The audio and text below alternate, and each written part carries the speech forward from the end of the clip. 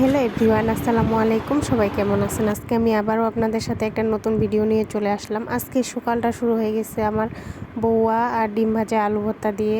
সকাল সকাল বউয়া আলু ভর্তা ডিম ভাজা খাই নিলাম। একটু পর শ্বশুর আব্বু বাজার নিয়ে আসছে, বড় সাইজে 2টা ইলিশ মাছ নিয়ে আসছে, সাথে 4টা শিং মাছ নিয়ে আসছে। এই শিং মাছ কাটতে কাটতে হাতে কাটা বিঁধে গেছে। এই শিং মাছ এত বদমাইশের বদমাইশ। এখানে নাকি শিং মাগুর দুইটাই মিক্সড করা আছে, কোনটা মাগুর কোনটা শিং আমি এখনো বুঝতে পারি নাই। আজকে অনেক কিছু রান্না করা হবে। এখানে হচ্ছে পেঁপে কাটে নিছে, পেঁপে ভাজি করা হবে, আর ইলিশ মাছ দিয়ে পটল রান্না করা হবে, আর শিং মাছ আলু দিয়ে ঝোল করা হবে। এই তো ভাত বসায় দেওয়া হয়ে গেছে। আমাদের মধ্যবিত্তদের এই একটা সমস্যা, কারেন্টের বিল এত বাড়ায় দিচ্ছে, আমাদের সব কিছু কাজ টাজ করতে অনেক সমস্যা হয়ে যায়।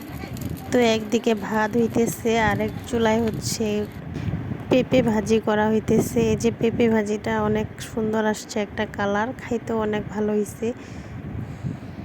দিকে আমি হচ্ছে মাছগুলাকে ধুয়ে দিতেছিলাম। যদিও আমি এই শিং মাছ খাই না, কিন্তু একটা সময় আমার সন্তানের ভালোর জন্য তখন আমি খাইছিলাম। আসলে মা হইতে গেলে অনেক কিছুকে স্যাক্রিফাইস করতে লাগে।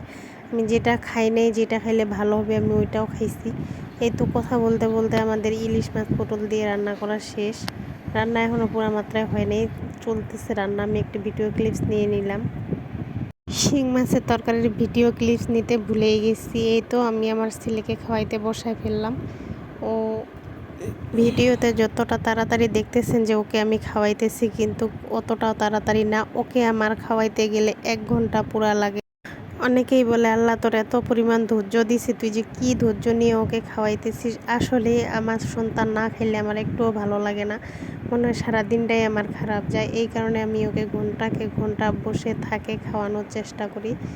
আমার কথা হচ্ছে অনেক সময় লাগুক, কিন্তু ও খাক, ওর পেটটা ভরুক, এটাই আমি চাই। আর এটা আমার দায়িত্ব মা হিসাবে আমার সন্তানকে খাওয়ানো। এই তো আমার সন্তানকে খাওয়ায় টাওয়ায় এখন আমি ভাত খেতে যাব। আমি এবার ইলিশ মাছ পটল আর হচ্ছে দিয়ে রাঁধছি, ওভাবে আমার খাইতে ভালো লাগে না। আমি কাঁচা মাছটা খুব একটা পছন্দ করি না। এই কারণে আমি একটা ইলিশ মাছ সুন্দরভাবে ভাজে নিতেছি, সাথে একটা মরিচ, কারণ আমার ইলিশ মাছ ভাজা অনেক ভালো লাগে। সাথে একটা মরিচ হইলে তো আর কথাই নেই।